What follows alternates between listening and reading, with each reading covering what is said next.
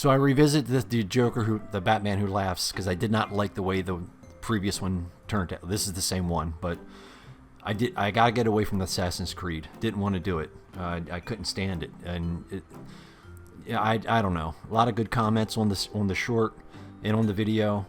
I did agree it looked unfinished. I was trying to go for a weathered white look. Didn't work. First thing I thought when I got the next day was red and black scheme. Put some browns in, and I'll show you what I did real quick. So I took the figure completely apart again, and I used, of course, black Vallejo primer. Then after that, I went with the detailed can't even talk.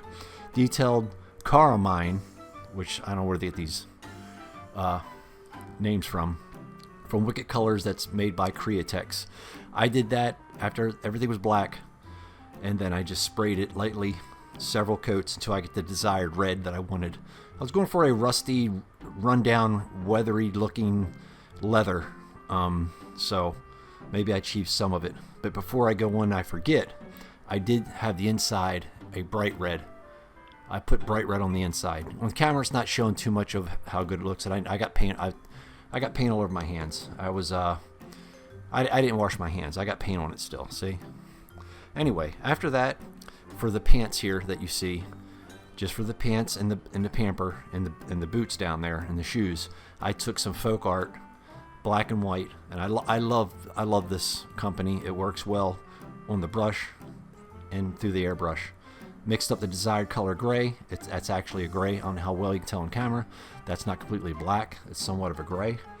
Then after that, went into the buckles that were kind of a pain, and I went to the silver. This is a very demanding silver. The silver gets on everything. It covers well, but it's very demanding. Like I said, it's not really user friendly for little small pieces, at least for me. But I love this silver. This is my go-to silver all the time for Model Air. Then after I did that, I went up here on top of the shoulders up here, and I used burnt umber. It's a nice brown, really nice brown. It's a burnt umber. So a few coats of that, real lightly. Like I said, with everything I'd done here was several light coats. Anything silver was with the Model Air. I just showed you, even up here on the spikes. I was going to dull that down with some wash, but I didn't do it. So some brown up there, brown on the buckles, and brown down here on the feet. I'll pick them up and show you a little bit closer here in a second. And then after that, I went in with some black where the chains are that were silver. When it came, the figure came just bright silver around his bracelet here, spike bracelet here, and the so-called chains here and all that. I went in with some black, just regular black folk art. Dry brushed some of that on there real lightly. And then I went in with some gunmetal and just dry brushed over top, really, really easy. Real light coats where you can see here. Then after that, after I got done there, I went in with, you can see the stitching and stuff up on top of here, and then on the arms and stuff. I went in with some tutorial beige from Apple Barrel. Apple Barrel's a very good. You can use this stuff to like forever because it's only 56 cents a bottle, but I do love this color that they offer in the tutorial beige. I go to this one all the time regardless. I shot it through the paintbrush at one point in time too as well when I used the Turtle Van, and that was crazy, but it worked. But I love tutorial beige. I'll always use tutorial beige from Apple Barrel. It's just an odd color that I really like. Then after that, we went into the washes. Let's stop this thing now. We went into the washes. Inside here, as you can probably see, I did some wash inside the. Hope my camera's focusing all right. I don't know. Up inside here and all the cracks here, all the cracks down here, and then down here inside where the behind the stitching in the arm I did. That put a wash there, and I put on either side. Now the thing is, it sets this completely apart and changed it completely, almost dramatically to me, is that I didn't want to go in with some matte. I wanted matte. I love using matte clear coat. Matte clear coat I think is, I don't like shiny. There we go. I don't like real shiny stuff, but for this one I wanted to go with a very dull, menacing villain that he is.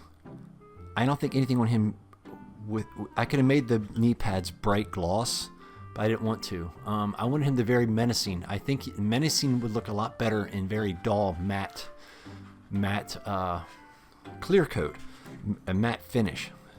So what I'm saying is, this stuff here, matte varnish, the 100% acrylic resin. It's 7520. I know people say that on YouTube sometimes, but I don't know. This is a matte varnish. This stuff here really dulls down everything to the point where it's almost like a pastel, and I love it. I used this once before in another figure. I think it was the He-Man Turtle / He-Man build.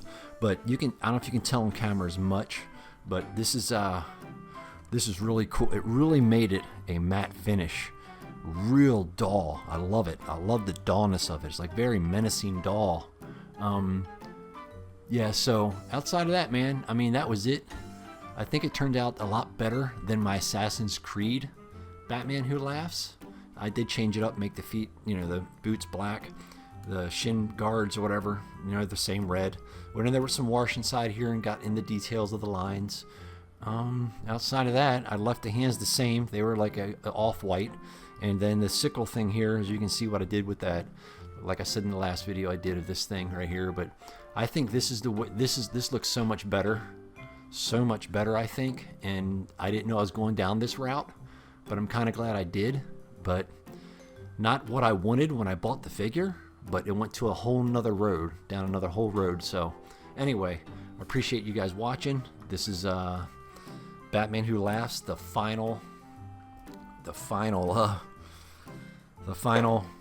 outcome of how it turned out. It was fun. It was also quick. It wasn't that big of a deal.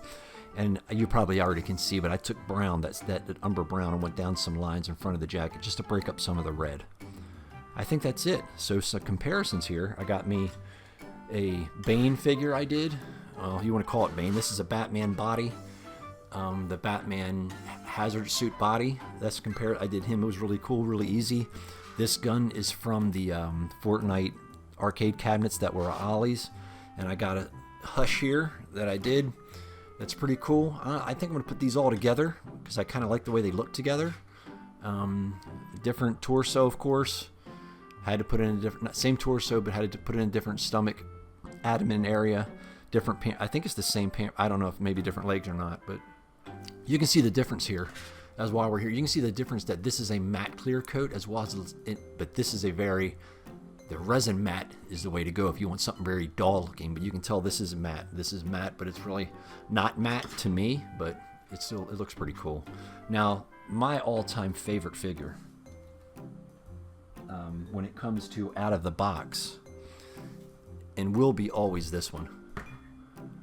I may put these two together. I may put these two together. This is probably my favorite ever action figure, man. This one right here. It's nuts. But anyway, yeah, that's it for that. And one more comparison that me and my daughter did together, which is really cool. How can you not have a custom Eraser Man chasing the Batman Who Laughs? How about that? That's right, Eraser Man. That video is on the channel if you want to see it anyway. But thank you guys for watching. I appreciate you sticking around. The next one I think is going to be a Warhammer figure. I'll see you on the next one. Thanks for watching and all the support.